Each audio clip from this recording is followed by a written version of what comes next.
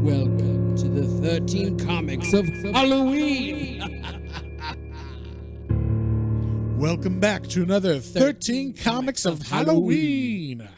And this time we're doing The Tomb of Dracula number 10. Blah, blah, which, yeah, blah, blah, blah. But it doesn't, which doesn't seem like consequential at all or like important. But this is actually. I specifically suggest this, Matt, because I had read this one before. Yeah. Because one of my favorite comic characters is Blade. Yes, and this is the first appearance of Blade. Was in Tomb of Dracula number 10. And it is definitely not the Blade that you think of right away. Matter of fact, probably nobody thinks of this right away. Yeah. Well, I mean, this is 70s, right? Yeah. This is written in the 70s. It is, I mean, he is a jive talking, Dracula slaying mother trucker or whatever, you know, like that's, he definitely has very 70s stereotypical. Yeah, but he still seemed way cooler than some people do. Yeah, I mean, he talked like that more in his mind in the when he's like doing inner monologue, inner dialogue. Yes, yeah, it wasn't so much when he was actually talking to people. He's not like, Dracula, you jive turkey, get ready to get slayed. Yeah, maybe the only thing he says that's kind of like that, he's like, you dig? You like dig? he would say dig a lot, but other than that, like only in his mind to himself would he talk a lot of jive. But in the rest of it, it was, and I only call it that because of Airplane. I don't know. I don't know what the actual term is for it, but I'm gonna say he's jive talking. Dude, it's like sweet jive. Yeah, that's a great joke. But watch Airplane if you haven't seen Airplane. It's funny. Anyway, so this is back to this issue right away. Like the thing I noticed first off in this was the cover has Blade fighting Dracula, who's like got a woman in his hands, and he's got a red or brownish burgundy-ish jacket on. And this is the actual cover. That was the original cover. And then in the interior of this, Blade has a green jacket, a very odd colored green jacket. I'm like, what the fuck? What? Yeah. Me and John looked into this. Apparently, originally, this was a black and white comic that they colored for this like modern reprinting of it in digital. And so they didn't double check, I guess. I don't know, or they thought it looked cooler green. I don't fucking know. I don't know. Like, I mean, even the reddish burgundy brown coat is a little weird, but like it fits. It fits the time frame. But I don't know what this green light. The one thing they did keep, which is on the cover too, is he's got these like they almost look like safety goggles. They're like lime light green. They kind of look like Batgirl from Dark Knight Returns. I was thinking that, or you remember the Superman goggles? Oh yeah, where he's like an electric Superman. Yeah, or whatever. He's got like these, like green. That's what it reminded me of. Yes, for sure. Or no, what's the name of that? The Annihilator or whatever. Yeah, the one that can feel the electricity. Yes. Yeah. He's got those goggles. So and a big afro. A big afro. Well, that's just normal hair for this time. So That's true. I cut that some slack. But so right away in this, the name of this issue is called His Name is Blade. And we see two characters are in the Mediterranean. They're in some country. I don't know what country, but they're on a dock in a European country on the Mediterranean. And they're going to go to America, and they're running away from their families. And they're like, damn it, we're going to get married in America because our families won't let us here. And we're going to be in love, and it's going to be great. And then as they're on the docks, 3 vampires that are bats turn into vampire humans and then like try to attack them. And then as they're being attacked, all of a sudden Blade shows up and he's like, I'm the vampire killer. And so we see, I actually like this a lot. His main weapon, he doesn't have like the arsenal that he has in the movies. In the movies or anything like that. He has wooden stakes, but they're not stakes. They're not stakes. They're knives made of teak. They're teak knives, and they make sure that you know that like multiple times. So they're made of wood, so he can stab them. And I guess he always stabs in the heart or something. So, but yeah, he just takes them out pretty much. He and they don't really say that he's also half vampire in this or anything. Yeah, I don't know if that was it necessarily originally in the beginning. He's just the vampire slayer for sure. Yeah. I don't know. Like I don't think that he's a vampire at first right away. He's half vampire until a little bit later. Okay, so like maybe this is his first appearance. They haven't gotten into his backstory yet. Yeah, but later on, I guess they say that he's half vampire. But in this one, they don't mention it at all. And he's just, oh, you know what? I bet this is what this is supposed to be. This coat. They colored this coat green. I think it's supposed to be an army jacket, if I had to guess, because the way it looks in some of these panels is very like I went to surplus store Army and bought surplus it. store? But it's the wrong color green. Yeah, it's not So like a darker army green. It's almost like a lime vibrant green. lime green. Yeah.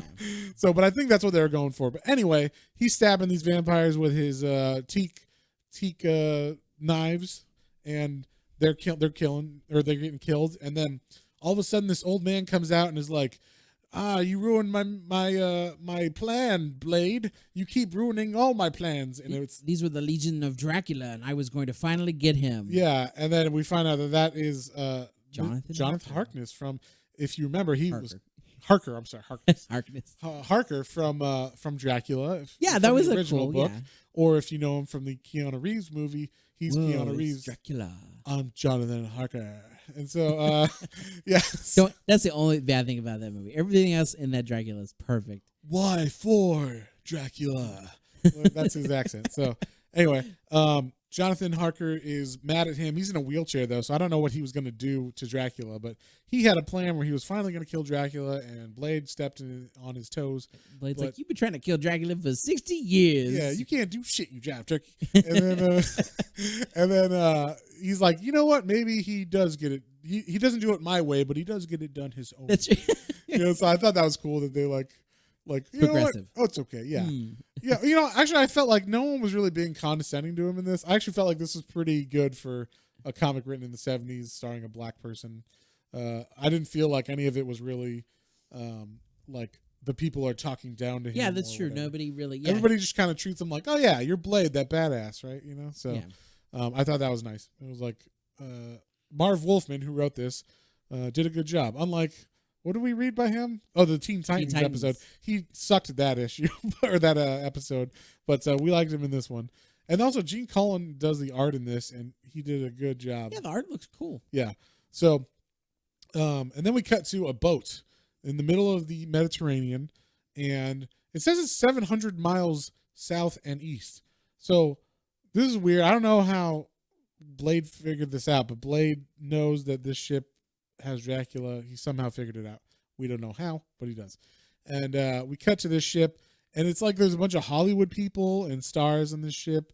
Bunch of people with a lot of money to spend and waste. Yes, and if anything, I would say this issue is more transgressive against women than racial stuff or anything. Which was the only women in this are very like vapid and very like, what's going on? Like, I'm dumb, and like people literally say like, you're just stupid, and they're like, you're just a pretty face. I guess I am. Like, so it's pretty fucked up. But basically, these Hollywood groupies and people are like on this boat, and for the entertainment, they hired Dracula or a Dracula impersonator, they think. Yeah. But they're like, wow, this is crazy. It's a Dracula impersonator. He's so wild. It's so lifelike. Yeah. And I'm like, who would give a fuck if you hired a, Well, in the 70s, you could say, I mean, because Dracula is the most redone movie in the history of the entertainment industry. That's true. And especially in the 70s, there were a lot of Dracula movies. That's true. Like I can name Christopher Lee one. Christopher Lee, Frank Langella. Like there's like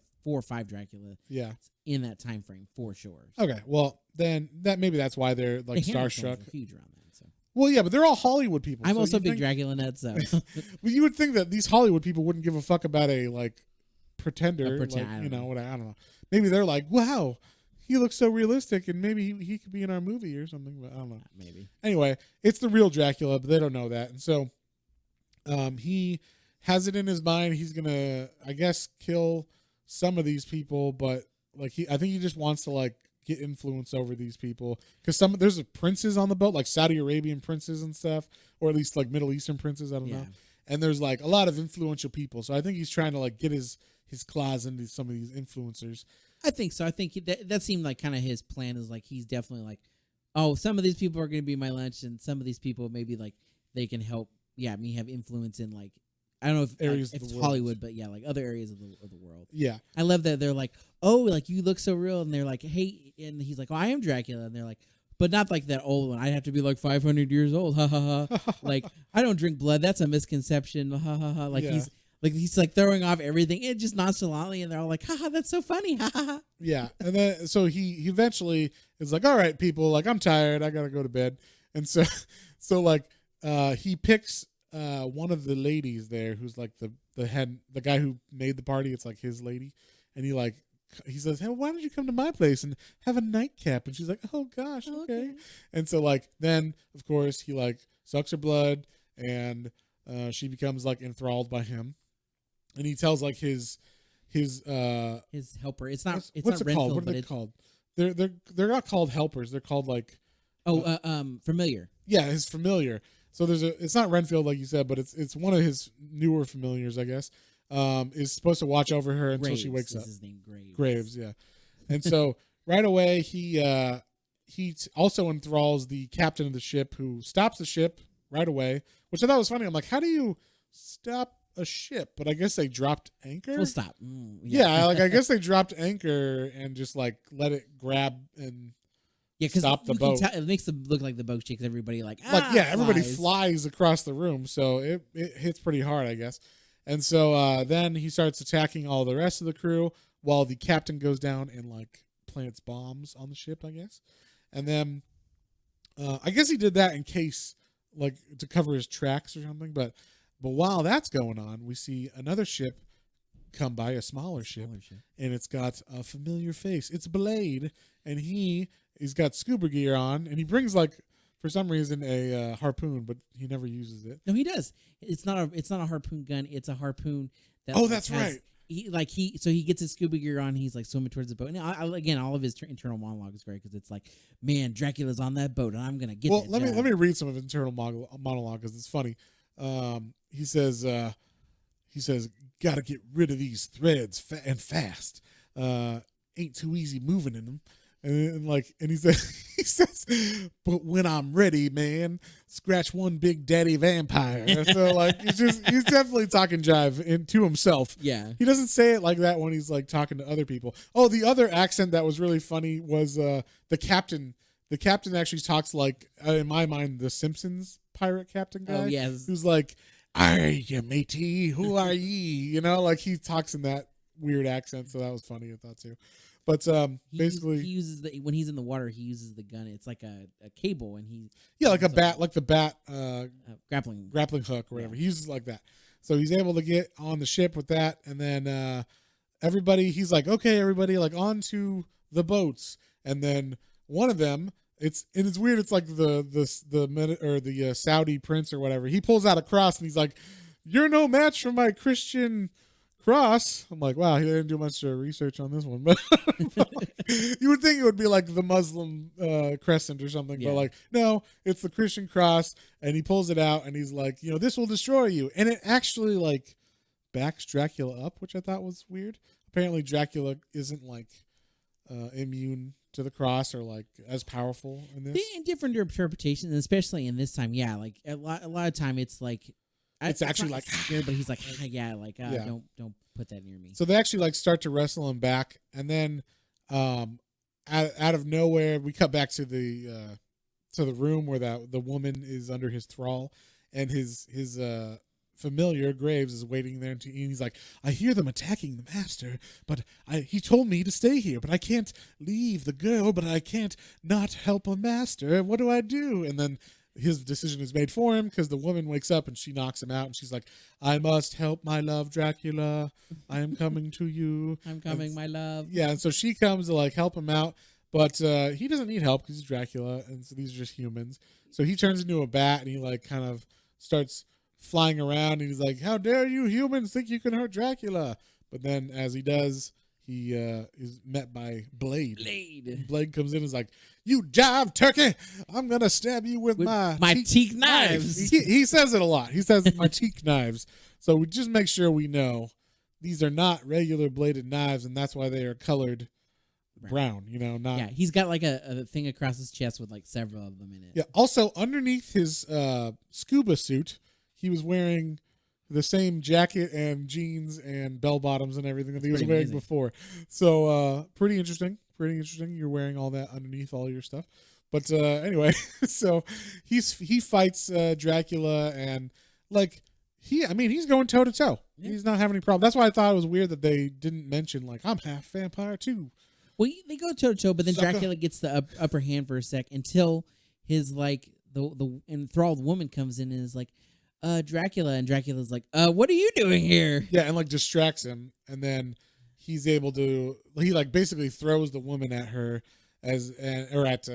he throws the woman at Blade to distract him, and he's like, "Anyway, you're all gonna die. I made the captain make the ship explode," and he like turns into a bat and tries to fly away, and then as he does, he does fly away, and the Blade's like, "All right, everybody, we got to get off the ship before it explodes." And they're like, some of the people are like, "I don't know how to swim," and he's like, "No, never, Too bad. yeah, never like or never a better time to learn than now, mister." And he like throws him off. Throws him off. Throws him off into the ocean, which was fantastic.